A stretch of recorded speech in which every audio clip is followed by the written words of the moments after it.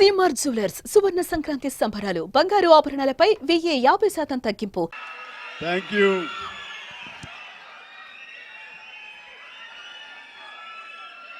Right, sound బెటర్గా ఉంది కదా, అందరికీ వినిపిస్తుందా? కార్నర్ వారికి కూడా good good good. Photographers Neel down అవ్వండి లేదా స్టేజ్ కింద కూర్చోండి, సో దట్ అటు ఉన్నటువంటి నా మిత్రులకి నా ఆప్తులకి నేను కనబడతాను. Please, I'm serious. దిగండి కిందకి.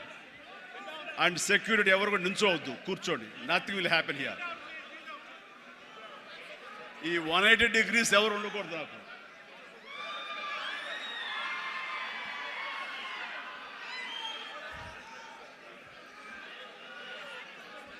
Thank you and good evening. APTA, American progressive Telugu association ఆధ్వర్యంలో నడుస్తున్న ఈ క్యాటలిస్ట్ ప్రోగ్రాంకి విచ్చేసినటువంటి అత్యంత మహారథులు దేశ విదేశాల నుంచి, ముఖ్యంగా అమెరికా నుంచి ఇక్కడ విచ్చేసి ఈ హైదరాబాదులో తెలుగు వారిని కలుసుకుంటూ తెలుగు వారిలో ఉన్న ఔత్సాహికుల్ని, యంగ్ ఎంటర్ప్రినర్స్ని ఎంకరేజ్ చేద్దాం అనే ఉద్దేశంతో ఒకరికొకరు చేదోడు వాదోడుగా ఉంటే ఆ వచ్చే రిజల్ట్ వేరేగా ఉంటుంది. ఆ రిజల్ట్ మనకే కాకుండా మన ప్రాంతానికి, మన రాష్ట్రానికి, మన దేశానికి, మనం ఉండే ఇతర దేశాలకు కూడా ఉపయోగపడే విధంగా ఉంటుందన్న విస్తృతమైనటువంటి విశాలమైన దృక్పథంతో ఈ రోజున ఇక్కడికి ఈ సమావేశం ఏర్పాటు చేశారు. ఈ సమావేశం ఇంత చక్కగా, ఇంత ఎలక్ట్రిఫైయింగ్గా, ఇంత ఎనర్జెటిక్గా జరుగుతూ ఇంతమంది ఈరోజు సమావేశమై మిమ్మల్ని చూస్తుంటే ఆప్తా సభ్యులు కాదు, నా ఆప్తులు అనిపిస్తుంది. అలాంటి ఆప్తులకు నా హృదయపూర్వక నమస్కారాలు తెలియజేస్తున్నాను. కొన్ని సభలకు వెళ్ళినప్పుడు ఏదో ముక్తసరిగా మొక్కుబడిగా ఉంటుంది, కానీ ఇలాంటి చోటుకు వచ్చినప్పుడు నా కుటుంబ సభ్యుల మధ్య ఉన్న ఫీలింగు, మీరంతా నా కుటుంబ సభ్యులు, ఒక పండుగ పురస్కరించుకుని నన్ను ఇక్కడ ఆహ్వానించారనిపిస్తుంది. అంత ఆహ్లాదంగా ఉంది, అంత ఆనందంగా ఉంది.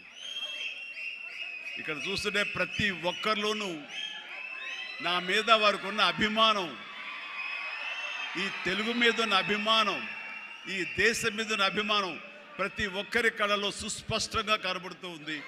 అండ్ దానికి గాను ప్రతి ఒక్కరికి నాకు ఇస్తున్నటువంటి ఈ యొక్క అద్భుతమైన స్వాగతానికి శిరస్సు వంచి నమస్కరిస్తున్నాను. ఇలాంటి అత్యద్భుతమైనటువంటి కార్యక్రమం ఇక్కడ ఏర్పాటు చేయడానికి ముందు ధైర్యం కావాలి, గట్స్ కావాలి. ఇంతమందిని ఇక్కడికి వచ్చి మనం అమెరికా నుంచి 10 మంది వచ్చి ఇక్కడ ఇంతమందిని మనం కలవగలమా? మన ఆహ్వానాన్ని మన్నించి ఇంతమంది వస్తారా? మన ఆంతర్యాన్ని, మన ఎయిమ్ని, మన ఫ్యూచర్, మన యొక్క ధ్యేయాన్ని అర్థం చేసుకుని వస్తారా అన్నటువంటి వీరందరికి కూడా వీళ్ళ అనుమానాలని, వీళ్ళ పటాపంచలు చేస్తూ ఇంతమంది తరలి రావడం అనేది నిజంగా ఈ యంగ్స్టర్స్కి, ఎవరైతే దీని వెనకాల ఈ సంవత్సరం ఉన్నారో, దీనికి ఈ కమిటీలో ఉన్నారో, ఈ ఎగ్జిక్యూటివ్ బాడీగా ఉన్నారో, వాళ్ళందరికీ ఎనలేని ఉత్సాహాన్ని ఇస్తున్నారు. అండ్ నా ఈ రాకకు కూడా ప్రధానమైన కారణం వాళ్ళని ఉత్సాహపరచాలి, వాళ్ళు అనుకున్న ఎయిమ్ నెరవేరేలాగా ఉండాలి. తద్వారా ఎంతోమంది ఔత్సాహికులకు ఇది ఊతంగా ఉండాలి. భవిష్యత్తులో వాళ్ళకి ఇది మరింత ఎత్తులకు ఎదిగేందుకు గాను వాళ్ళు అనుకున్నటువంటి ఆయా సంస్థలు కానీ, ఆయా ఎంటర్ప్రెన్యూర్లు కానీ, ఆయా కంపెనీల్లో కానీ వాళ్ళందరూ అభివృద్ధిలోకి రావడానికి దోహదపడి ఒకరికొకరు భుజం కాస్తూ, ఒకరికొకరు చేదుడు వాదోడుగా ఉంటూ, నేను కాదు, నా కుటుంబ సభ్యులు కాదు, నా స్నేహితులు కాదు, నా కమ్యూనిటీ, నా మనుషులు, నా తెలుగువారు వీళ్ళందరూ కూడాను పైకి రావాలనే సదుద్దేశంతో ఈ తెలుగు కమ్యూనిటీని మనందరం ఒకటి చేసి వాళ్ళందరూ అభివృద్ధి దోహదపడాలి. ఈ రోజున మనం సంపాదించుకున్నాం, మనం అమెరికాలో బాగా ఉన్నాం అనే కాకుండా మనం బాగుండటంతో పాటు మరింత మంది కూడా బాగుండాలన్న సదుద్దేశంతో ఈ రోజున ఈ క్యాటలిస్ట్ అనే ఈ ప్రోగ్రాం ఆప్తా ఆధ్వర్యంలో నిర్వహించడం అనేది ఎంతో ఉదాహం. వారందరికీ కూడా అభినందనలు తెలియజేస్తాను. వారిలో ముఖ్యంగా సుబ్బు కోట, అలాగే సాగర్ లగ్గిశెట్టి, అలాగే రమేష్ తుమ్ము, మధు వల్లి చైర్మన్ ఆఫ్ ఆప్తా, అలాగే చంద్ర నల్లం, శ్రీనివాస్ చందు, శ్రీనివాస్ చిమిట, విజయ్ గుడిసేవ, బాబీ అడ్డా. ఇలాగా ఇందులో కొద్ది పేర్లు మాత్రమే ఉన్నాయి. చెప్పాలంటే ఇక్కడ ఉన్న ప్రతి ఒక్కళ్ళ పేరున మనం చెప్పుకొని పోవాలి. వారందరికీ కూడా నా సంతోషాన్ని వ్యక్తం చేస్తున్నాను. ఇక్కడ ప్రత్యేకించి యంగ్ ఎంటర్‌ప్రెన్యూర్‌షిప్ గురించి కానీ ఎంటర్‌ప్రెన్యూర్ గురించి మీరు చెప్పాలి, ఏదైనా మాట్లాడాలి అంటే ఏం మాట్లాడాలి? ఎంటర్‌ప్రెన్యూర్‌కి ప్రాపర్ స్పెల్లింగ్ కూడా తెలియదు నాకు. ఏం మాట్లాడాలి, ఎలా చేయాలి దీని గురించి అంటే నాకు తెలియదు. నాకు అప్పుడు అనిపించింది, ఒక మనిషి అభివృద్ధిలోకి రావటానికి ఈ ఎంటర్‌ప్రెన్యూర్‌షిప్ గురించి మన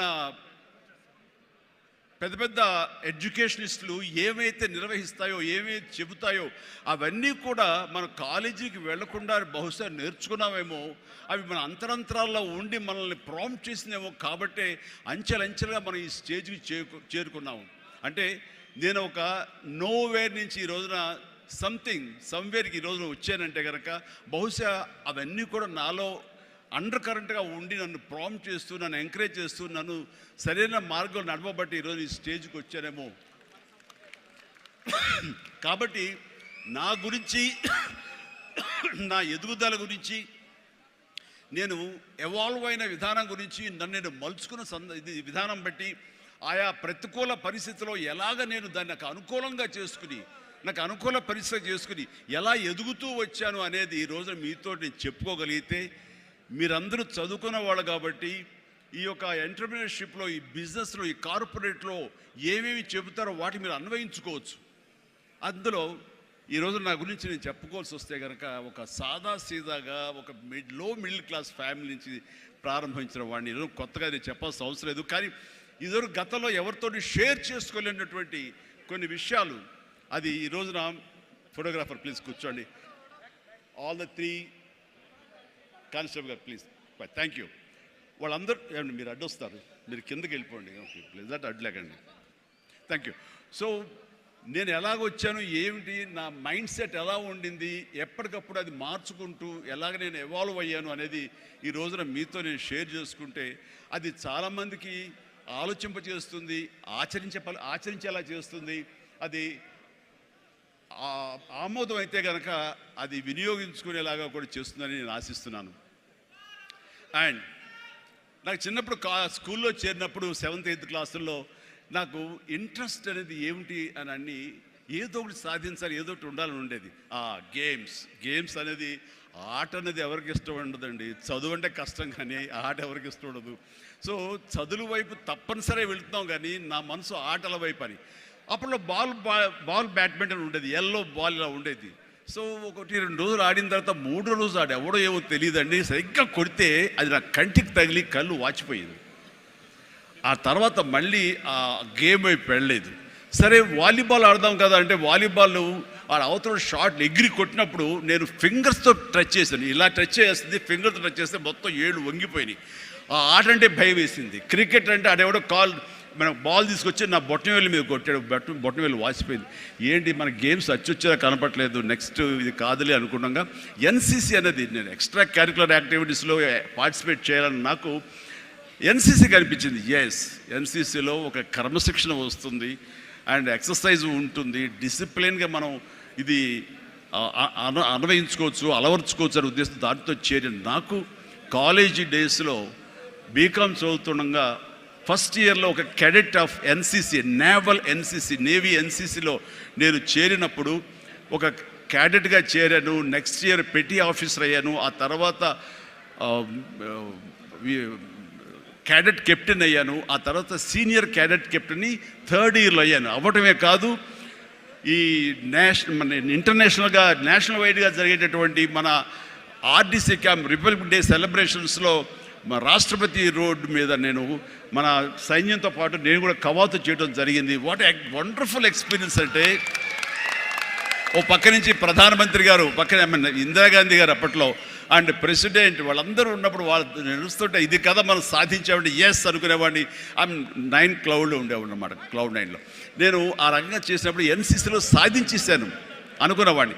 ఆ తర్వాత నెక్స్ట్ ఏంటి అంటే నాకు దారి కనపడలేదు. మహా అయితే కనుక ఒక సబ్ లెఫ్టినెంట్ గానో మళ్ళీ నేవీలోనో పడవల్లోనో ప్రయాణం చేయాలి, షిప్పులో. అది కాదు, something else is bothering me. ఏం చేయాలి అని అనుకుంటుండగా నాకు అనిపించింది, కాలేజీలో అనుకోకుండా ఒక డ్రామా వేశాను. ఆ డ్రామా పేరు రాజీనామాలో నాకు బెస్ట్ యాక్టర్ వచ్చేసింది. వెంటనే ఆ ఫోటోగ్రాఫ్ ప్రింట్ చేసి మా కాలేజీ మ్యాగజైన్లో వేసిస్తారు. అండ్ అక్కడి నుంచి ఎక్కడికి వెళ్తున్నా సరే అమ్మాయిల దగ్గర నుంచి తోటి వాళ్ళ దగ్గర నుంచి నన్ను హీరోలాగా చూస్తుంటే అబ్బా రాత్రి డ్రామా చూసాము, ఆ చైర్మన్ పాత్రలు అదరగొట్టేసాము, చాలా బాగుంది అంటుంటే అప్పటిదాకా ఎవరు నన్ను అలాగ చూడని వాళ్ళు ప్రతి ఒక్కరి నడుచుకుంటూ వెళ్తుంటే, సైకిల్ మీద వెళ్తుంటే నన్ను అలాగ చూస్తారు. ఆ చూపులో అందమైన అమ్మాయిలు అలా ఇంకా చూస్తుంటే ఇంకా ఖుషిగా అనిపించేది. వావ్, అది ఎంత ఎంకరేజింగ్గా ఉండేదంటే ఎస్ నా ఫ్యూచర్ యాక్టింగ్ అయితే ఎలా ఉంటుంది అన్నది అక్కడ సీడ్ పడింది. అక్కడి నుంచి నా ఇంట్రెస్ట్ డెవలప్ అయింది. అక్కడి నుంచి సినిమాలు చూడటం, సినిమా మీద దృష్టి పెట్టడం జరిగింది. డిగ్రీ అయిపోగానే ఏం చేయాలి అని నాన్నగారితో వాళ్ళతో డిస్కషన్ వచ్చినప్పుడు నేను మెడ్రాస్ వెళ్ళి సినిమా యాక్టర్ అవుతాను అనగానే నాన్నగారికి సినిమాల మీద మక్కువ ఉంది. ఆ ఎక్కడ లోకల్గా సినిమా షూటింగ్ జరుగుతుండగా ఆ ప్రొడ్యూసర్ తోటి ఉన్నప్పుడు నాన్న 1-2 వేషాల్లో చిన్న వేషాలు, మహా అయితే సెకండ్స్తో ఉంటుంది, 1 మినిట్ కూడా ఉండదేమో. ఏ సెంటర్గా నాకు ఇది ఎందుకు చేయకూడదు, చెయ్యొచ్చురా, కానీ అది మన ఏరియా కాదు, మనకు ఎవరు తెలిసిన లేరు, అక్కడ దిక్కుముక్కు లేదు, నీకు ఎవరు ఆసటగా నిలబడతారు, బాసటగా నిలబడతారు, ఎవరిని చేయూతనిస్తారు, చాలా కష్టం, ఎక్కడో అన్నోన్ ఫీల్డ్కి వెళ్ళి నువ్వు రాణించగలవా, ఒంటరిగా వెళ్తున్నావు అని అంటే ఏదో గట్ ఫీలింగ్, నేను రాణిస్తాను అన్న నమ్మకం, నేను వస్తాను అన్న నమ్మకం. ఎందుకంటే ఏమనుకున్నా, ఏ బ్యాంక్ ఎంప్లాయీ అనుకున్నా, నాన్నగారిలాగా పోలీస్ డిపార్ట్మెంట్ అనుకున్నా, ఇంకోటి అనుకున్నా, నేవీ ఆఫీసర్ అనుకున్నా కిక్ ఇవ్వటం లేదు. అదే సినిమా యాక్టర్ అయితే యా అని అనిపించింది అని అప్పటి నుంచి సినిమా మీద దృష్టి పెట్టాలంటే నేను లింగులిట్టుకుంటూ వెళ్ళి 4 ఫోటోలు తీసుకుని ఆఫీసుకి వెళ్తే ఎవడో ఆదరించడు. నేను ఒక ఫిలిం ఇన్స్టిట్యూట్లో ట్రైనింగ్ అయ్యానండి, ఆమె ట్రైన్డ్ యాక్టర్ అని అంటే ఎంతో కొంత ఆదరణ ఉంటుంది. రాబో కూర్చొని చేసి టీ అని ఇస్తారేమో అనే ఉద్దేశంతో నేను ఫిలిం ఇన్స్టిట్యూట్లో జాయిన్ అయితే అక్కడ నేను అయ్యాను. ట్రైనింగ్ అయిన తర్వాత అక్కడి నుంచి ఏ ఒక్క రోజు కూడా నమ్మండి, ట్రైనింగ్ పూర్తి అవ్వకుండానే నన్ను నా టాలెంట్ని చూసి ఆయా ప్రొడ్యూసర్లు అప్పటికప్పుడు నాకు వేషాలు ఇవ్వడం మొదలుపెట్టారు. నా ఫోటోలు తీసుకుని ఏ ఆఫీస్కి వెళ్ళలేదు, ఏ ఆడిషన్స్కి వెళ్ళలేదు నేను, బట్ ఒకటే ధ్యేయం ఎస్ అని. ఆ టైంలో అందరూ తెలుసుకోవాల్సింది, మీ వర్క్లో కూడా తెలియకుండా పాండీ బజార్ వెళ్ళేవాడిని ఎప్పుడైనా. అక్కడ వెస్టర్న్ ఇంట్రెస్ట్ నుండి డిస్గస్టెడ్ పీపుల్, ఫ్రస్ట్రేటెడ్ పీపుల్ అక్కడ ఉండి కాఫీలు టీలు తాగేవాళ్ళు. నేను అక్కడికి వెళ్ళేవాడిని. కొంతమంది కలిసి ఏంటి కొత్తగా వచ్చావా, ఏం చేస్తున్నావు, సినిమాల వేషం ట్రై చేస్తానని, ఇంకా ఇన్స్టిట్యూట్ ట్రైనింగ్ అవుతున్నాను. ఆహా అబ్బో రైట్ రారా, వీడు చూడు ఎంత అందంగా ఉన్నాడో, కొట్టేరు లాంటి ముక్కు, మంచి ఇది వచ్చేస్తూ, వీడికే దిక్కు ముక్కు లేదు, సోసోగా కనిపించే నీకేంటా, ఇదో ఇక్కడ అక్కు ఆశ పెట్టుకోకు, ఇక్కడున్న ప్రతి ఒక్కళ్ళు కూడా సినిమాల్లో ఏదో ప్రయత్నం చేసిన వాళ్ళే, ఇక్కడ నా అనేవాళ్ళు ఎవరు లేకపోతే నువ్వు రాణించలేవు అని చెప్పినప్పుడు చాలా డిసప్పాయింట్ అయిపోయేవాడిని, సల్క్ అయిపోయేవాడిని, కుంగిపోయేవాడిని.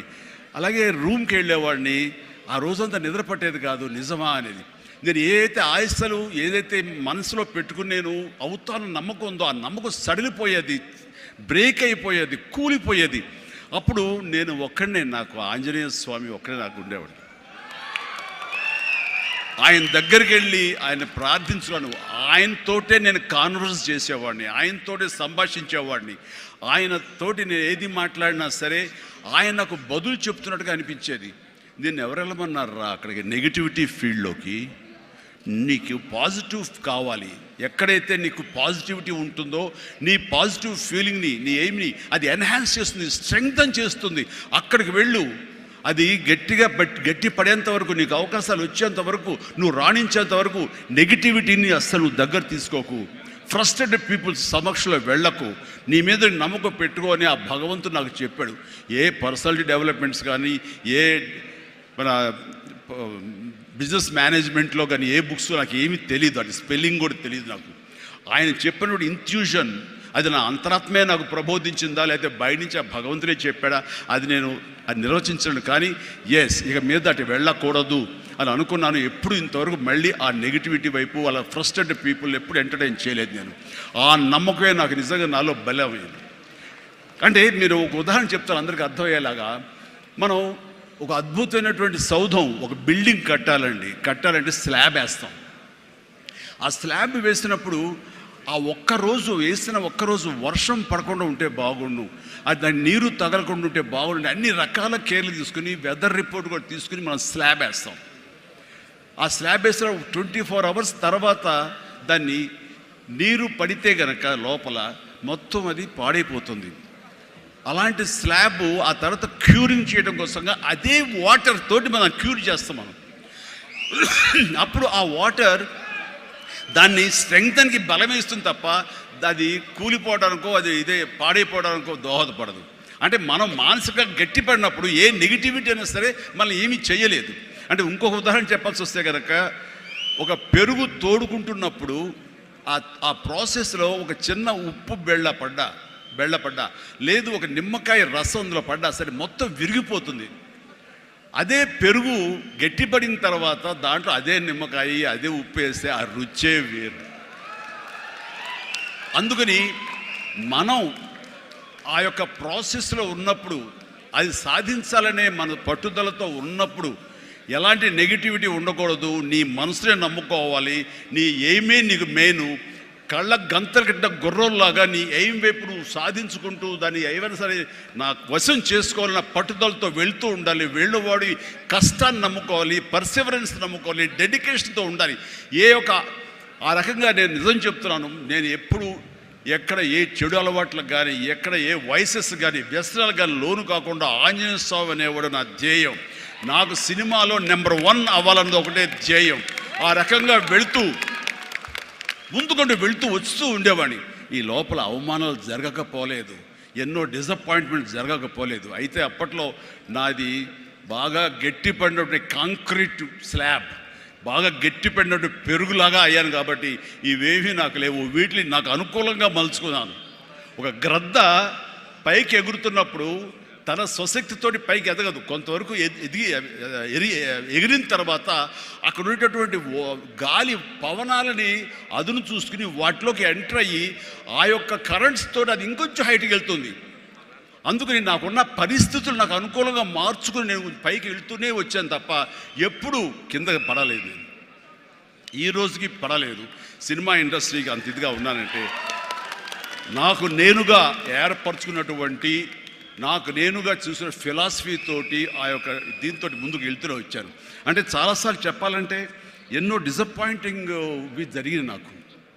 అంటే ఒక సినిమాలో నన్ను బుక్ చేసి మహానటుడు రామారావు గారితో అప్పట్లో ఒక సినిమా చేశాను, తిరుగులేని మనిషి అని. దేవి ప్రసాద్ గారు ప్రొడ్యూసర్. అందులో నేను, ఫటాఫట్ జయలక్ష్మి, ఆయన, రతి అగ్నిహోత్రి చేశారు రామారావు గారితో. ఆ సినిమాలు చాలా బాగా చేశాను. రామారావు గారి పక్కన మరొక హీరోగా నాకు అవకాశం వచ్చింది. అంతా ఎర్లీ స్టేజ్లోనే అనుకుంటాను. నాకు ఆ సినిమా ఫెయిల్ అయింది. ఆ తర్వాత మళ్ళీ అదే రామారావు గారితో మళ్ళీ సినిమా చేసే అవకాశం వచ్చింది ఒక దిగ్దర్శకులతోటి. అయితే నాకు డేట్లు ఇచ్చారు, నా మెజర్మెంట్స్ తీసుకున్నారు, నేను వెయిట్ చేస్తాను. కానీ నా పేరు లేకుండా మరొకరి పేరుతోటి ఆ అనౌన్స్మెంట్ అయ్యేసరికి ఎక్కడ డిసప్పాయింట్మెంట్ వచ్చింది. ఏంటిది అని ఆ రోజున ప్రొడ్యూసర్ని పిలిచి, ఇదేంటంటే షెడ్యూల్ స్టార్ట్ అయిపోతుందంట, నాకు డేట్లు చెప్పారు, నేను ఆ డేట్లు ఎవరికి ఇవ్వకుండా నేను ఇక్కడ దాచిపెట్టాను, నేను ఎదురు చూస్తున్నాను అంటే, సారీ చిరంజీవి గారు, ఎలా చెప్పాలో తెలియక మేము టైం తీసుకున్నాము. ఎందుకంటే పోయిన సినిమా మీది ఫ్లాప్ అయింది కదా కాంబినేషన్లో, అందుకని దానికి గ్లామర్ ఉండదని మీరు వద్దనుకున్నామని. ఆ విషయం చెప్పచ్చు కదండి అని అంటే, ఆ టైంలో నేను నాతో సినిమా చేస్తే సినిమా ఫెయిల్ అవుతుందని ఒక బ్యాడ్ ఇది నా మీద స్ప్రెడ్ అయ్యే అవకాశాలు ఉన్నాయి. ఈరోజు సోషల్ మీడియా, ఆ రోజు ఇంత మీడియా లేదు కాబట్టి కానీ, లేదంటే ఎంత బ్యాడ్ అయ్యేదంటే నన్ను తిరిగి ఇతనితోటి ఎవరైనా చేస్తే సినిమా ఫెయిల్ అవుతాయి, ఇది ఒక ఐరన్ లెగ్ అనే పరిస్థితి వచ్చేసరికి ఎక్కడో మళ్ళీ జంకాను. కానీ గ్రద్దలాగా నాకు అనుకూలంగా ఉన్నటువంటి అవకాశాల పవనాలని అదునుగా చూసుకుని నేను ఎదిగాను. దాన్ని పాజిటివ్గా తీసుకున్నాను. ఎవరైతే వద్దులే ఈ సినిమా చిరంజీవి వద్దులే అని నన్ను పక్కన పెట్టి అనుకున్నారో అలాంటి వ్యక్తితోటే నేను రామారావు గారి కంటే ఎక్కువ సినిమాలు ఆయన నాతో చేసేలాగా చేసుకున్నాను. అత్యధిక సినిమాలు రామారావు గారు చేస్తే ఆ మహానుభావుడు ఆ దర్శకుడి దగ్గర, అదే దర్శకులు వారు నన్ను భుజం పట్టి నన్ను పైకి తీసుకుని ఆయనకంటే 4 సినిమాలు ఎక్కువే చేశారు నాతోటి. అది పరిస్థితుల్ని మనకు అనుకూలంగా మలుచుకోవటం, మార్చుకోవటం, తద్వారా మనం ఇంకొంచెం పైకి వెళ్ళటం అనేది. ఆ రోజున డిసప్పాయింట్ అయిపోయి నీ కసి లేకుండా లేదా ఆ కసిని నెగిటివిటీ పెట్టి మార్చుకుంటే కనుక అది నిన్ను తినేస్తుంది. నువ్వు ఇలాగే ఉండిపోతావు, అలాగే దిగజారిపోతావు, అలాగే కనుమరుగైపోతావు. అలా కాదు, మనం ఎదురు తిరగాలి, పరిస్థితులు మనం అనుకూలంగా మార్చుకోవాలి. అందునే గ్రద్ద ఫిలాసఫీ నాకు ఫిలాసఫీ. అండ్ ఎదిగాను పైకి వెళ్తూ వచ్చాను. ఆయన దగ్గరే నా రికార్డులు ఉన్నాయి.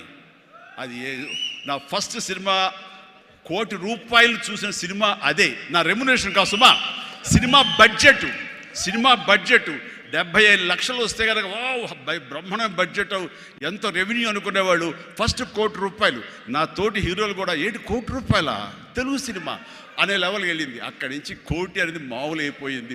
ఒక్కొక్క ఏరియాలోనే ₹1 కోటి. ఆ తర్వాత నా రెమ్యూనరేషన్ ₹1 కోటి పైబడి అలా అంచెంచుగా ఎదుగుతూ వచ్చారు. నేనేమన్నానంటే మీ బలం మీ పాజిటివ్ థింకింగ్, మీ బలం మీ కన్విక్షన్, మీ బలం మీ ధ్యేయం నుంచి పక్కదారి పట్టకపోవటం. మీరు ఎవరైనా సరే మీ ఎయిమ్ ఏంటి అనే దాన్ని మీరు ఫిక్స్ చేసుకోండి. ఆ ఎయిమ్ని వెళ్ళటం కోసంగా దారులు వెతుక్కోండి. అవకాశాలు ఇలాగ అబండెంట్గా ఉంటాయి. వాటిల్లో మనకు కావలసిన అవకాశాలు, మన ధ్యేయానికి లక్ష్యానికి దగ్గరగా ఉండే అవకాశాలు మనకి పాపపై కనపడుతుంటాయి. ఆ పాపపై కనపడే దాన్ని మనం గుర్తించగలగాలి, వాటిని ఎంబ్రేస్ చేసుకోగలగాలి, వాటిని మనకు అనుకూలంగా మనం మలుచుకోగలగాలి, అవి మనం బలంగా చేసుకోగలగాలి, వెళ్ళాలి. ఇనీషియల్గా వెళ్ళినప్పుడు డబ్బే సంపాదించుకోండి. డబ్బే కాదు ప్రధానం, నిలదొక్కుకోవడం ప్రధానం. మన ఎయిమ్ వైపు మనం వెళ్ళటం అన్నది అది ప్రధానం. వెళ్ళిన తర్వాత డబ్బు ఆటోమేటిక్గా వస్తుంది.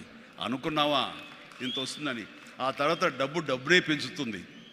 సో నేను అలాగే వెళ్తూ వచ్చాను. నిలదొక్కుకోవాలి, ఇక్కడ నెంబర్ 1 అనిపించుకోవాలి, నా స్థానం సుస్థిరం.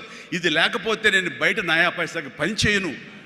ప్రైమ్ టైం నా లైఫ్లో అయిపోయింది కాబట్టి ఇక్కడ ఏమైనా సరే అని ఆ రకంగా వెళ్ళాడు. ఎక్కడ ఈగోకి వెళ్ళకుండా, ఎక్కడ హర్ట్ అవ్వకుండా, వాళ్ళు నన్ను సినిమాలను తీసేసరే, నన్ను కాదన్నారే అనే కోపం కంటే కూడాను వాళ్ళని ప్రసన్నం చేసుకోవాలి. వాళ్ళు మళ్ళీ అతన్ని మనం బాధ పెట్టుంటామేమో కదా అని వాళ్ళ మనసుల్లో వాళ్ళు వాళ్ళు గిల్ట్ ఫీల్ అయ్యేలాగా చేసి నెక్స్ట్ ఏమైనా సిద్ధంతో సినిమా చేయాలయా అని అనిపించేలాగా నా బిహేవియర్ ఉండేది. ఆ బిహేవియర్ తోటి వాళ్ళ ఆఫీస్కి వెళ్ళి కూర్చునేవాడిని. అంటే అక్కడ నాకు ఒక పౌరుషం లేదని కాదు, పరిస్థితి నాకు అనుకూలంగా మలుచుకోవటంలో నేను అది ఆ రకంగా కొంచెం తగ్గి వెళ్తాను. నేను తగ్గడం మూలంగా తర్వాత వచ్చే కరెంటు వేవ్స్ దాని మీద ఎక్కితే అదే తీసుకెళ్తాను పైకి. అది నమ్మిన వాడిని నేను. అలాంటి దర్శకులతోటి, ఆ దర్శకులతోటి నేను హైయెస్ట్ సినిమాలు చేశాను అన్నది ఈ రోజున వాస్తవం. అలాగే ఇక్కడ సినిమా ఇండస్ట్రీలో నీ టాలెంట్ అనేది ఇనిషియల్ స్టేజ్లో secondary. How you behave, how you cooperate with the producers. So all the time how you look in to their benefit, వాళ్ళ బాగులు ఎలా చూసుకుంటావు, వాళ్ళకి లాభం రావాలి ఎలా చూసుకుంటావు అనే దాని మీద దృష్టి పెడితే అది నిన్ను మరింత దగ్గర చేర్చుకుంటుంది. రామారావు గారి ఎగ్జిట్ తర్వాత, ఆయన పాలిటిక్స్కి వెళ్ళిన తరువాత ఒక గ్యాప్ లోపల ఉన్నారు మహానటులు ఎంతోమంది ఉన్నారు. శోభన్ బాబు గారు, కృష్ణరాజు గారు, కృష్ణ గారు, నాగేశ్వర గారు, అందరూ ఉన్నారు. ఆ టైంలో ఒక కొత్త వాటికి ఛాన్స్ రావడం అనేది ఎంత కష్టం అనేది నేను ప్రత్యేకించి చెప్పక్కల. ఈ రోజుల్లో మాత్రం కానే కాదు. ఆ రోజుల్లో ఏంటి అంటే నా టాలెంట్ ఉంది కదా అని అనుకుంటే కుదరదు బాబు. నీ బిహేవియర్ కూడా దానికి అడిషనల్గా యాడ్ అవ్వాలి. మనం కొంచెం ఏంటంట అని ఇలా అన్నామనుకోండి, అబ్బో వీడితో ఎక్కడ పడుతున్నా బాబు, వద్దురే బాబు, ఆల్టర్నేటివ్ చూడండిరా అనేలాగా వాళ్ళ మైండ్ సెట్ ఉంటుంది.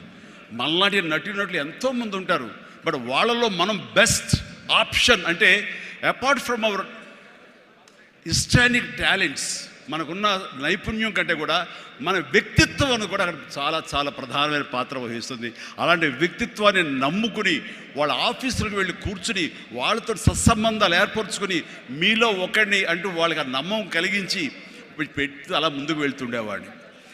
ఎలాగ ఎవాల్వ్ అయ్యాను అంటే, నన్ను ఇండస్ట్రీ నాకు చేయూతనిచ్చి ఇండస్ట్రీ నన్ను పైకి ఎదిగేలా చేసింది అనే దానికంటే, నన్ను ప్రేక్షకులు ఫస్ట్ వాళ్ళను గుర్తించారు. ఇండస్ట్రీ గుర్తించలేదు, ప్రేక్షకులు గుర్తించారు, ప్రేక్షకులు చేయూతనిచ్చారు. అందుకనే ప్రేక్షకుల పట్ల నాకు ఎప్పుడూ కృతజ్ఞత ఉంటుంది.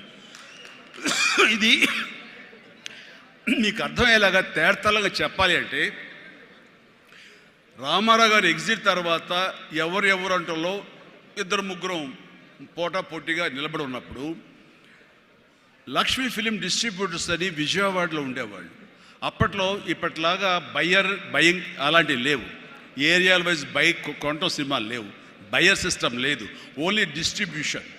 అంటే డిస్ట్రిబ్యూటర్ అనేవాళ్ళు బెజవాడ నుంచి వచ్చి ఎవరెవరు ఏ సినిమాలు తీస్తారు, కథలు నచ్చితే కనుక ఆ కథకి ఇంత బడ్జెట్ ఇచ్చేవాళ్ళు.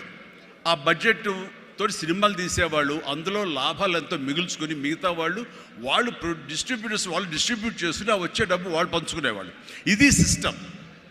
ఆ సమయంలో ఒక కథ చెప్పి మేము సో హీరోని మేము అనుకుంటున్నామని ఆ ప్రొడ్యూసర్స్ చెబితే, లింగమూర్తి గారని లక్ష్మీ ఫిలిమ్స్ సంబంధించినటువంటి వాళ్ళ CEO ఆయన వచ్చారు. ఓకే, ఎంత ఎక్స్పెక్ట్ చేస్తున్నారు ఆ హీరో మీద? అప్పుడు 25 crores lakhs, సారీ క్రోర్స్ కాదు, ల్యాక్సే, 25 lakhs 30 lakhs, కానీ మాది బడ్జెట్ ఎక్కువ అండి, 50 lakhs పైన అవుతుంది అని. అంటే ఆ హీరో మీద 50 lakhs అంటే మాకు చాలా రిస్క్. చిరంజీవి అని వస్తున్నాడు కదా, అతని మీద అయితే ఇస్తాం అని. ఎందుకు ఇస్తారు, అతను ఏంటి కొత్తగా వస్తున్నాడు కదా అంటే, రావడం ఏంటి, ఖైదీ లాంటి సినిమా చేశాడు, ఆ ఖైదీలో అతని డ్యాన్సులకి ఫైట్లకి ఎక్స్ట్రాగా జనం విపరీతమైనటువంటి రెస్పాన్స్ ఉంది. మేము జనంలో ఉంటాం, బెజవాడలో ఉంటాం, మిగతా ఊళ్ళ నుంచి ఫీడ్బ్యాక్ తీసుకుంటాం, మాకు తెలుసు అతని పొటెన్షియాలిటీ అంటే. చెన్నైలో ఉండేవాళ్ళు, మెడ్రాస్లో ఉండేవాళ్ళు కొంచెం సంశయిస్తూ వచ్చారు. కాదండి, ఇతనైతేనే 50 ఇస్తాం, వాళ్ళైతే మాత్రం 30 కంటే ఎక్కువ ఇవ్వలేము అని వాళ్ళు తేల్చి చెప్పిన తర్వాత ఆయన ఒక మాట అన్నాడు, సాంగ్స్ అండ్ ఫైట్స్ అనేవి అప్పటి వరకు మినీ ఇంటర్వెల్స్, స్మోక్ చేసేవాళ్ళు కానీ, లేకపోతే బాత్రూమ్ వెళ్ళేవాళ్ళు కానీ, లేకపోతే రిఫ్రెష్మెంట్స్ కోసం బయటికి టీ తాగడం వెళ్ళేవాళ్ళకి సాంగ్ రాగానే వాళ్ళు బయటికి వెళ్ళిపోయేవాళ్ళు. ఫైట్స్ అనగానే కొంచెం అసహనంగా ఉండి బయటికి వెళ్ళిపోయేవాళ్ళు, ఎందుకంటే అది డూప్ చేస్తున్నాడు రా, మధ్యలో క్లోజప్స్లో హీరో తప్ప, అండ్ సాంగ్స్లో ఏంట్రా అది అలాగే ఉండేది కామెంట్స్ అని. ఆయన చెప్పిన మాటలు ఇవి, నా మాటలు కాదు. ఆయన అన్నారు, కానీ అదే ఈ అబ్బాయి సాంగ్స్ అయితే కనుక ప్రొజెక్టర్ ఆపి మళ్ళీ రిపీట్ తోటి మళ్ళీ వేయండి అని అనిపించుకుంటున్నారు. ఇది మాకు కావాలి, ఇది మాకు డబ్బులు తెచ్చిపెట్టేది, కాబట్టి ఈ అబ్బాయి అయితే కనుక ఇంత ఇస్తాము అని తేల్చుకోవడంటే, అప్పుడు వీళ్ళందరూ తప్పనిసరి, అంటే ప్రజలు కోరుకుంటున్నారు కాబట్టి, డిస్ట్రిబ్యూటర్స్ ఇన్సిస్ట్ చేస్తున్నారు కాబట్టి, నాకు ప్రొడ్యూసర్ అప్పుడు నా వైపు చూశారు. అది పోయి ఏమైందంటే, రామారావు గారి తర్వాత రామారావు గారి ప్రొడ్యూసర్లు ఎవరున్నారో అంతమంది ప్రొడ్యూసర్, దేవిప్రసాద్ గారు, చలసాని గోపి గారు, త్రివిక్రమ్ గారు, అండ్ వాట్ నాట్ ఏడు నాగేశ్వరరావు గారు, ఇలాంటి నిష్ణాతులైన ప్రొడ్యూసర్లు అందరూ ప్రతిరోజు నా షూటింగ్లు ఎక్కడ జరుగుతున్నా, ఎవరితో జరుగుతున్నా, ఏ ప్రొడక్షన్ జరుగుతున్నా సరే వచ్చి నా దగ్గర కూర్చుని వాళ్ళందరూ కలిపి ఈవినింగ్ స్నాక్స్ తింటూ ఉండేవారు. అప్పుడు అనేది ఇది కదా నా బలం, ఇది కదా నేను సాధించుకున్నాను అని.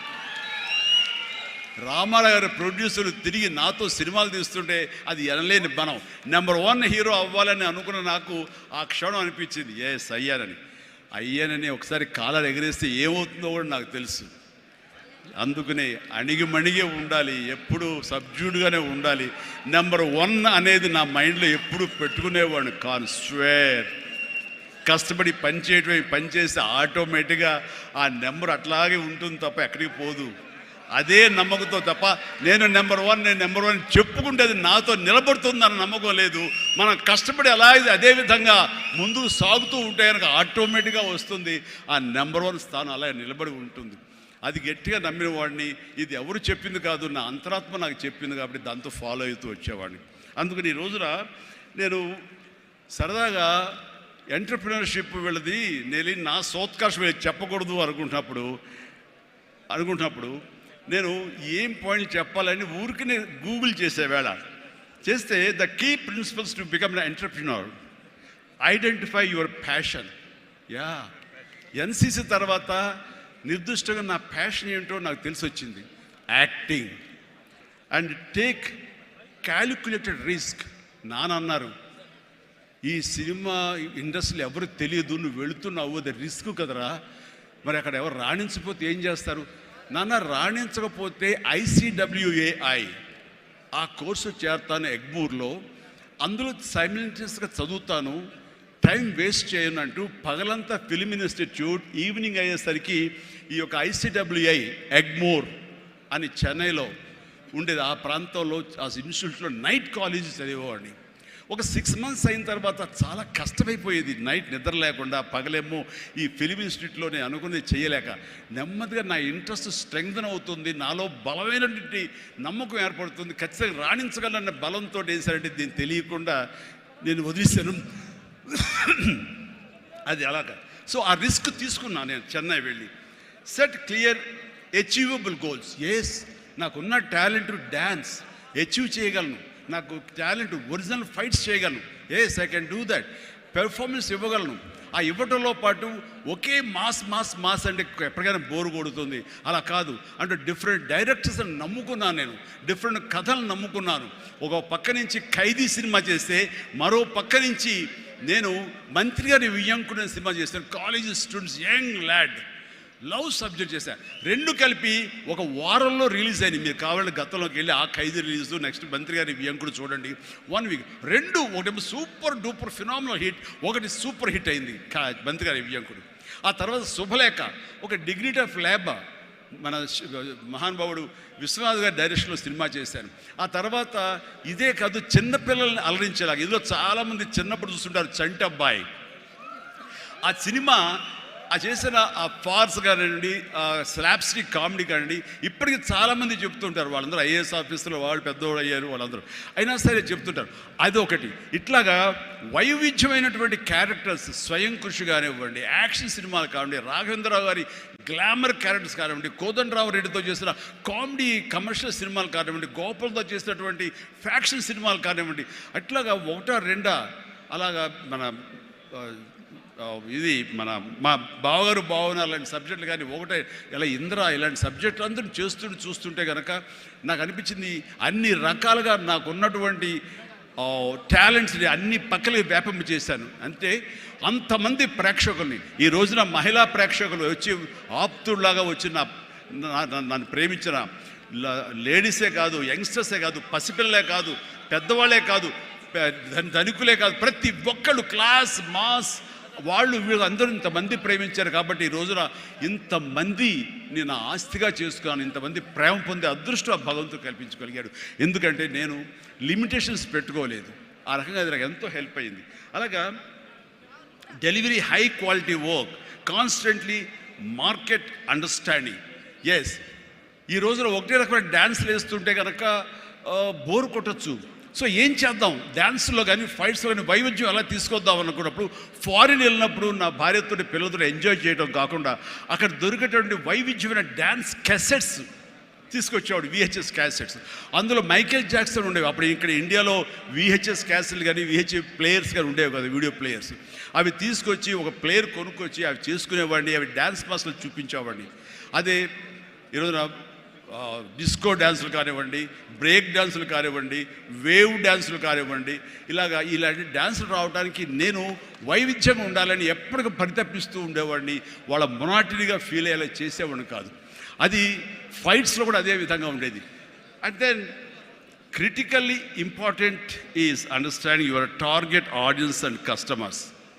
సో మారుతున్నటువంటి కాలానికి అనుకూలంగా ఆడియన్స్ టేస్ట్ మారుతుంటే మనం కూడా మన సినిమా కథాంశాలు మార్చుకోవాలంటూ ఆయా కథకులతో కూర్చుని ఇంటరాక్ట్ అవుతూ వాళ్ళని మార్చుకుంటూ అప్లోడ్ మార్చుకుంటూ జగదగ వీడు అతిలోక సుందరి, అన్నయ్య అనే సినిమా, సెంటిమెంట్ సినిమా, హిట్లర్ అనే సినిమా, మాస్టర్ అనే సినిమా, రెస్పాన్సిబిలిటీ సినిమాలు, మెసేజ్ ఓరియంటెడ్ సినిమాలు ఇస్తూ ఆ రకంగా మోసపోసిన సినిమాల నుంచి నేను బయటికి రావడం జరిగింది. And know that your product won't appeal to everyone and conduct market research and continuously learning. ఇప్పుడు సినిమా చిరంజీవి సినిమా అంటే అందరూ లైక్ చేసే అందరిని అనుకోకూడదు. కొంతమంది డిస్లైక్ చేసేవాళ్ళు ఉంటారు. కానీ డిస్లైక్ చేసేవాళ్ళని కూడా మనం ఇంప్రెస్ చేయాలి అంటే కనుక మనం ఏ విధంగా మన యాక్టింగ్లో మార్పులు చేర్పులు చేసుకోవాలి అనుకుంటాడు. ఇక్కడ ఉన్నటువంటి కొంతమంది ఇండస్ట్రీలో, సార్ మీ సినిమాల్ని దొంగతనంగా చూసేవాళ్ళం సార్, ఇదేం కర్మయ్యా దొంగతనం ధైర్యంగా చూడొచ్చు కదా అంటే, లేదు సార్ అలా చూస్తే మా వాళ్ళు కొంతమంది ఎందుకురా సినిమాలు అంటే అవేనా అని అనేవాళ్ళు సార్. అదేంటయ్యా సినిమాలకు కూడా తేడా చూపిస్తారా?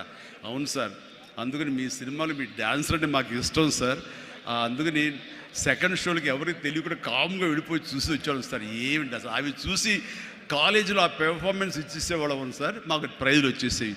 ఆ రకంగా అందరినీ కూడాను ప్రతి ఒక్కరిని కూడా నేను నా వైపు ఆకట్టులాగా చేయగలిగాను.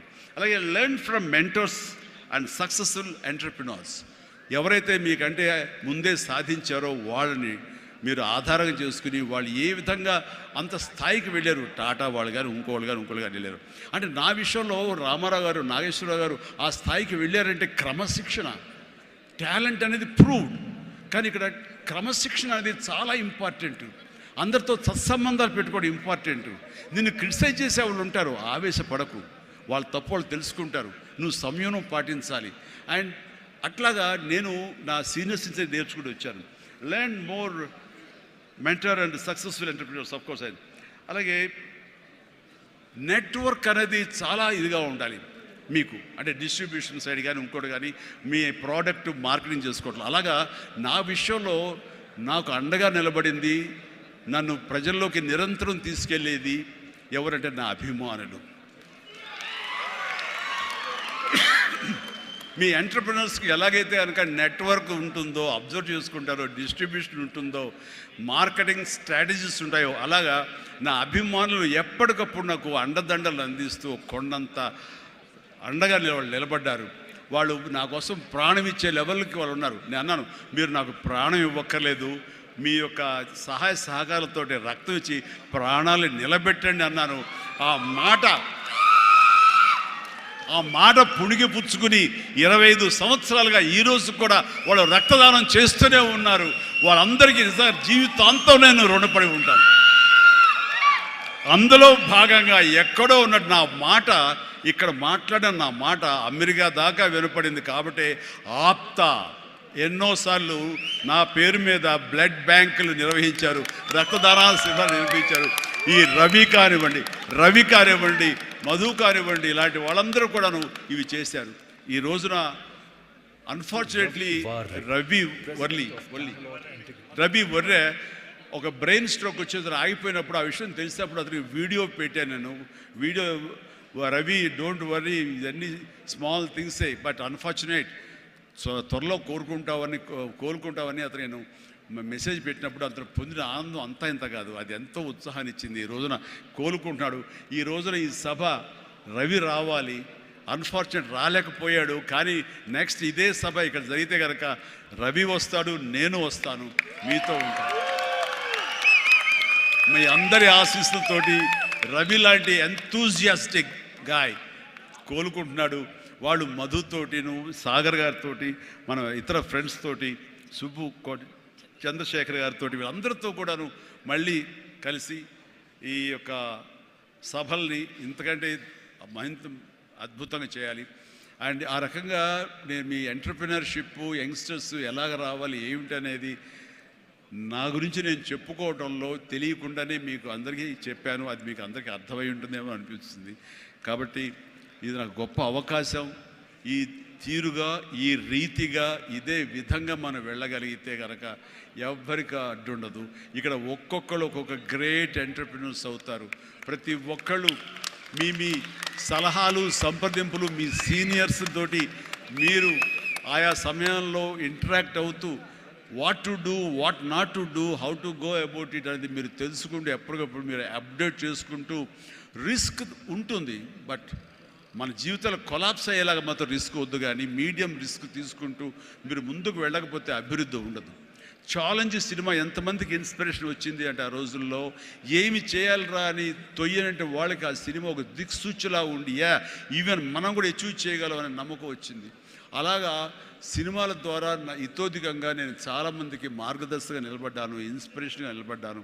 ఆ రకంగా మీరు కూడా ఈ వండర్ఫుల్ జీవితం, ఒకే ఒక జీవితం, దీన్ని సద్వినియోగపరుచుకుంటూ మీరు మరింత హైట్స్కి ఎదగాలని, మరింత అభివృద్ధిలోకి ఎదగాలని, ఇదే సభ 1 ఇయర్ లోపు జరిగినప్పుడు మీరు ఫీల్ అవ్వాలి, లాస్ట్ టైం మనం వచ్చే జనవరి 25 కానీ ఈ జనవరి 26 ఆ ప్రాంతాల్లో మనం ఎంత ఎదిగాము ఇది అంటే చిరంజీవికి మీరు చెప్పుకుంటే కనుక అంతకు మించి నాకు కావాల్సింది ఇంకేమీ లేదు. ప్రతి ఒక్కరిని మనస్ఫూర్తిగా ఈ అవకాశాన్ని సద్వినియోగపరచుకోండి. మీ యొక్క అభివృద్ధికి దీన్ని thank you thank you thank you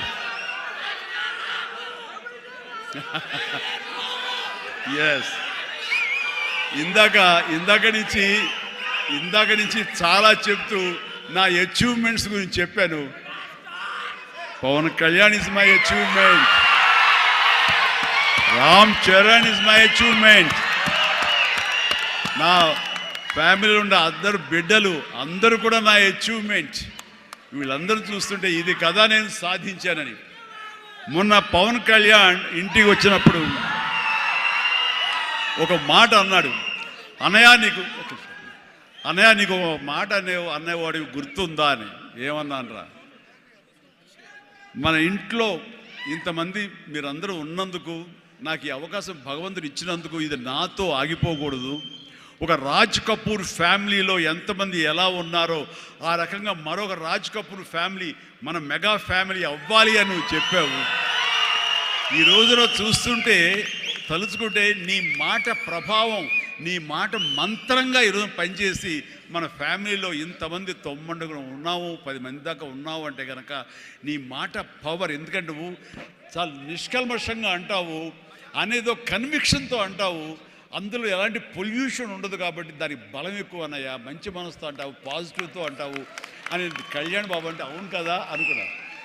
తెలియకుండా అదే ఒక పత్రిక కపూర్ ఫ్యామిలీ ఆఫ్ సౌత్ అంటూ మా గురించి ప్రస్తావించినప్పుడు భగవంతుడా, ఇది మా గొప్పతనం కాదు, నువ్వు ఈ ప్రజలు, నా అభిమానులు, ఈ ప్రేక్షకులు మమ్మల్ని ఆదరించారు కాబట్టి మేము ఈ స్థాయిలో ఉన్నాము. అనుకున్నది ఆ రకంగా సాధించగలిగాము అనిపిస్తుంది. అండ్ గతంలో ఎప్పుడు నేను ఏ సభలోనూ ఇంత మనసిప్పి మాట్లాడుకోలేదు. అది మీతోటి నేను మనసిప్పి మాట్లాడుకునేంత ఆప్తుల మధ్య ఈ ఆప్తా సంస్థ సంబంధించి నా గుండెని టచ్ చేశారు. అందుకనే లోపల నుంచి అది తన్నుకొచ్చింది కాబట్టి మనస్ఫూర్తిగా నా కుటుంబ సభ్యులతోటి, నా వాళ్ళతోటి నేను మాట్లాడుతున్నట్టుగా అనిపిస్తుంది. అండ్ మీరు ఎప్పుడు ఈ ఆప్తా సంస్థ ఇప్పుడు ప్రెసిడెంట్గా ఉండొచ్చు, రేపొద్దున ఇంకోటి ఉండొచ్చు, ఎవరైనా సరే ఇదే డెడికేషన్ తోటి, ఇదే కన్విక్షన్ తోటి, ఇదే నమ్మకంతో మీరు అంతా ముందు చేయాలి. అండ్ ఇక్కడ ఈ రోజున ఈ అద్భుతమైనటువంటి ఎన్విరాన్మెంట్లో ఈ యొక్క వెన్యూలో మనం చేయగలుగుతామంటే వెనకాల మన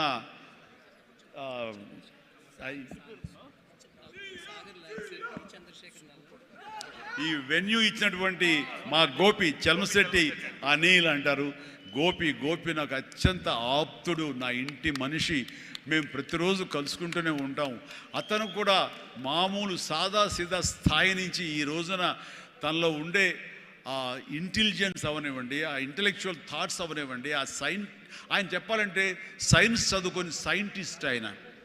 ఈ రోజున మన దేశం గర్వించే విధంగా గ్రీన్ ఎనర్జీలో ఆయన పాయనీర్ అయ్యాడు, నిష్ణాతుడయ్యాడు, హైట్స్కి వెళ్ళాడు. ఇప్పుడు ప్రపంచపరంగా కూడా మనందరం గర్వించే స్థాయికి తను వెళ్ళాడు. ఈ రోజున ఈ హైటెక్ సిటీ తనదే. మన అందరి కోసంగా ఈ వెన్యూ ఏర్పాటు చేసినటువంటి నా మిత్రుడు, నా తమ్ముడు, నేను అనే గోపి, మీరు అనేటువంటి చలమశెట్టి అనిల్ని మనస్ఫూర్తిగా అభినందిస్తున్నాను.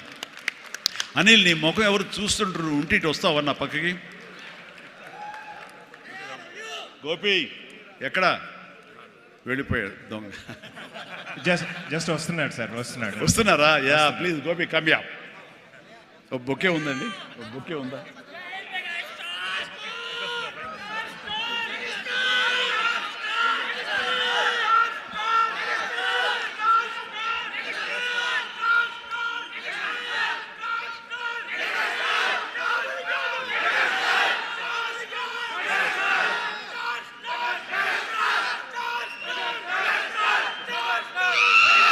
మెగాస్టార్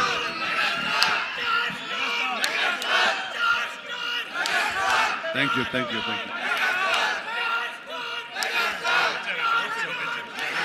గోపి గారు, thank you Gopi.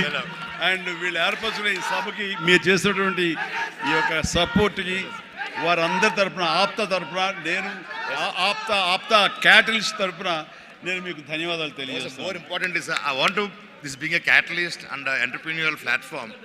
This is the basic nature what you have to learn. మనం ఈయన పర్సనాలిటీ నుంచి నేను I think I personally know him 70 years. Before that, I always learned so many things understanding Chiranjeevi garu. How hard work, determination, commitment to the society, family, the fundamentals of any entrepreneur to create a social impact. The fundamentals what you have to learn and learn from him. And today I would say most of the credit goes to him.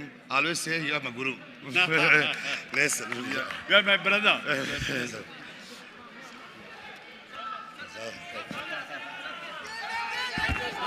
అందరూ దయచేసి కూర్చుంటే చిరంజీవి గారు వచ్చి కూర్చుంటారు. మీరు please stage ఖాళీ చేసి అందరూ దయచేసి స్టేజ్ పక్కకి వెళ్తే చిరంజీవి గారు వచ్చి కూర్చుంటారు.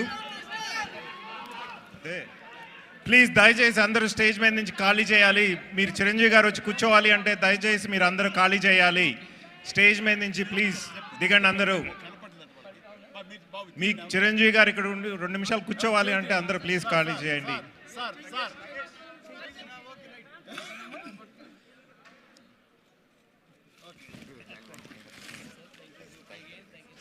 థ్యాంక్ యూ అండి. So nice of you. చాలా ఓపికగా, ఎంత ఎంకరేజింగ్గా విన్నారు ఆ మాటలు. నమస్తే, గుడ్ నైట్, జై హింద్.